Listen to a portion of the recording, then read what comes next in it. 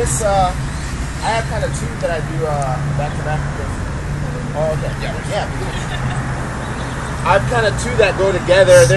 It's maybe like 8 minutes all together. But so basically, what happens is, so Macbeth is like a war hero, right? So he was in the war, and he's come home, and he meets these witches as he's on his way home, and these witches are like, you know, you're gonna be the king. Very well. Parting is such sweet sorrow that I shall say goodnight till it be morrow.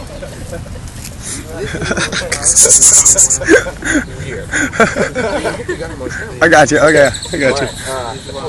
Anyway, so Macbeth. So these witches come, and they're like, Macbeth, you're gonna be king. Macbeth is like, how can I be king? The king's still alive. And they're like, ooh, and they just disappear. So Macbeth tells his wife about what's happened, and his wife's like, well, you know what you have to do, right? And he's like, no. And he's like, well, you have to kill the king. And Macbeth's like, I'm not gonna kill the king. And she's like, oh, so you're not a man, basically. So in the meantime, like, so Macbeth just did really well in this battle that he was in. So the king's come to honor him and like promote him. So the king has come to like have a banquet at his house, and his wife's like, and Macbeth is like freaking out about all this. So this is the scene. Macbeth just gets up and walks away from the banquet, and this is that scene where Macbeth is kind of walking away and trying to figure himself out. Okay.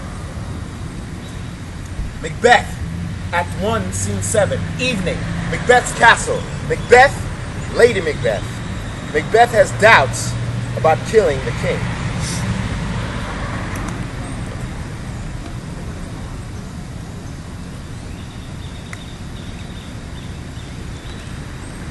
If it were done, when 'tis done, then 'twere well it were done quickly.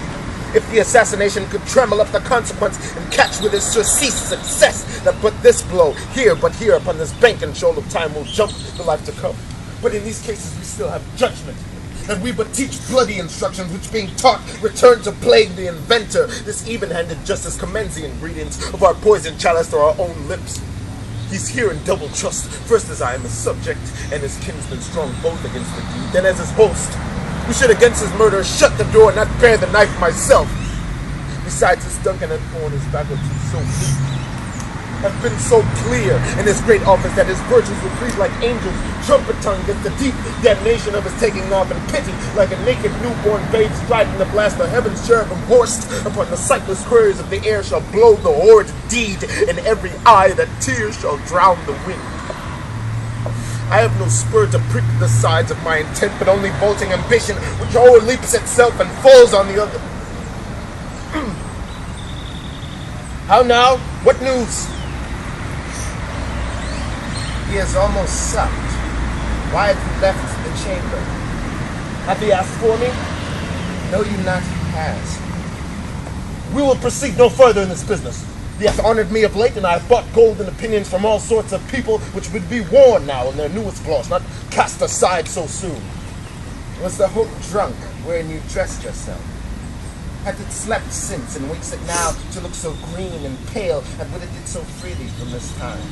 Wouldst thou, such I count thy love, wouldst thou have that, which thou esteem'st the ornament of life, and live a coward in thine own esteem, letting I dare not wait upon I would like the poor cat in the adage, pretty peace.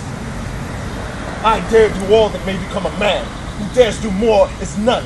What beast was it then that made you break this enterprise to me? When you durst do it, then you were a man. To be more than what you were, you would be so much more the man.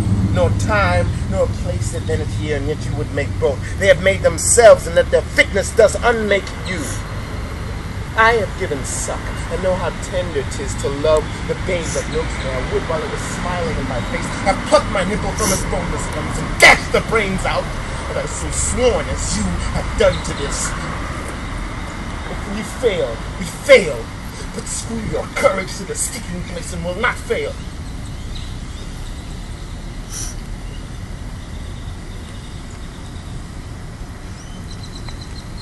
When Duncan is asleep, what to the rather shall his day's hard journey soundly invite him, his two chamberlains will eye, with wine and wassail so convinced that memory, the warder of the brain, shall be a fume in the receipt of reason a limbeck, only when in swinish sleep their drenched natures lies in a death. What cannot you and I perform upon the unguarded Duncan? Would not put upon his spongy officers, who shall bear the guilt of our great quell. bring forth men, children only. But I, undaunted metal, should compose nothing but males. Will it not be received when we have marked with blood those sleepy two of his own chamber and use their very daggers that they have tenant? Who dares receive another, as we shall make our goose clamor and roar upon his death? I am settled. Bend up each corporal agent to this terrible feat. Away, and mock the time with fair show. False face must hide, what the false heart doth know.